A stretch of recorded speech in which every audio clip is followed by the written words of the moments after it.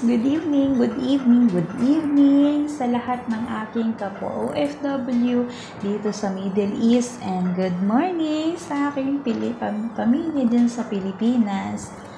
Good morning sa inyong lahat.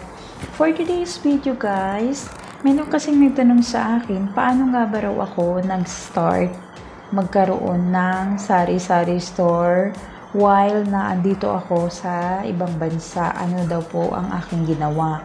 So, ginawa ko po kasi guys, ganito po kasi yun. Bago tayo mag-proceed sa pag-i-explain kung paano ako nagsimula, gusto ko lang kung sino pa yung hindi nakapag-subscribe, sino pa yung hindi nakakapag-subscribe sa aking channel, please subscribe naman and click nyo na rin po yung notification para updated po kayo sa aking mga i-upload na videos and ideas. Paano nga ba ako nag-start magtayo ng sari-sari store ko, like ganito and ganyan. Guys, ganito kasing nangyari.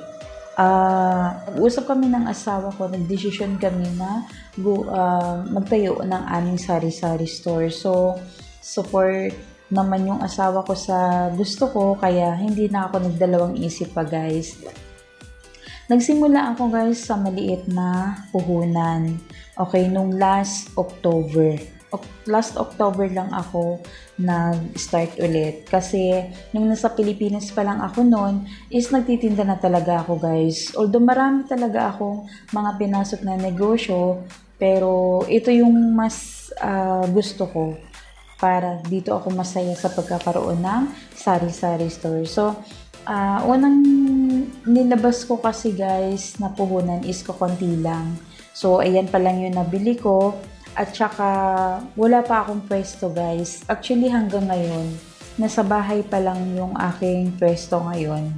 At, syempre, pag nasa bahay lang, hindi ako nag-e-expect na mas maraming customer. Kung sino lang yung gustong bumili sa tindahan ko, sila po ay welcome. Ganun lang po. Dahil alam ko, darating at darating yung panahon, lalaki at lalaki, lalago at lalago yung sinimulan kong negosyo. Okay guys? So, kailangan lang talaga natin magtiwala sa mga kasama natin sa bahay, lalong-lalo na sa ating mga asawa. At the same time, sa ating mga OFW, 'di ba? Kadalasan, pag minalas-malas, uuwi tayong wala nang uuwi ang asawa. So, mas maganda yung busy yung asawa mo sa pag-aasikaso ng negosyo ninyo kaysa naman sa wala, 'di ba? Kasi mas yung attention is mapupunta sa ibang bagay. So, kaya kadalasan ganun yung nangyayari. Mas maganda yung asawa din habang tayo ay busy dito, busy din yung ating asawa sa Pilipinas, 'di ba? So, malayo sila sa tukso. At the same time, tayo din, ganun. Kaya natin yan guys, kaya nating pagsabayin ang trabaho sa pagninegosyo.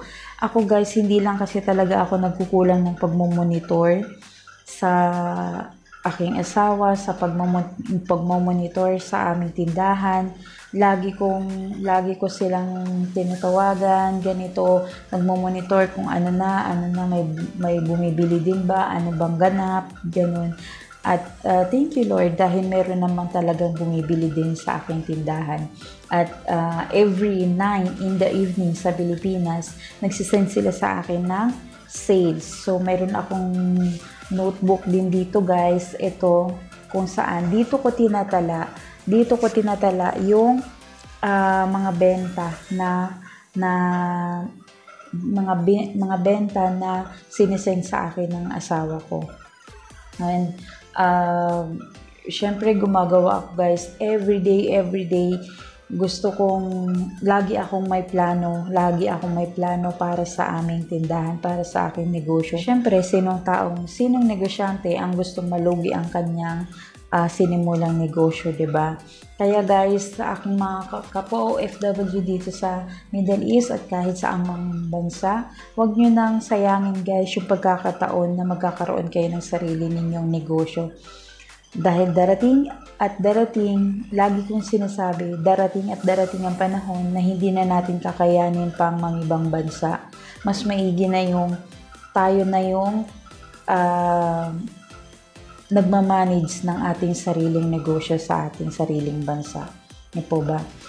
And then, syempre, huwag natin kalimutan magdasal. Ipagdasal natin palagi na bigyan tayo ni Lord ng blessings sa ating mga sinisimulang pangarap. Ganun lang guys. And then, sa lahat po ng nanonood, thank you for watching po. Thank you for supporting my YouTube channel. Maraming salamat po. That's all for today. And God bless. Happy New Year. Bye-bye.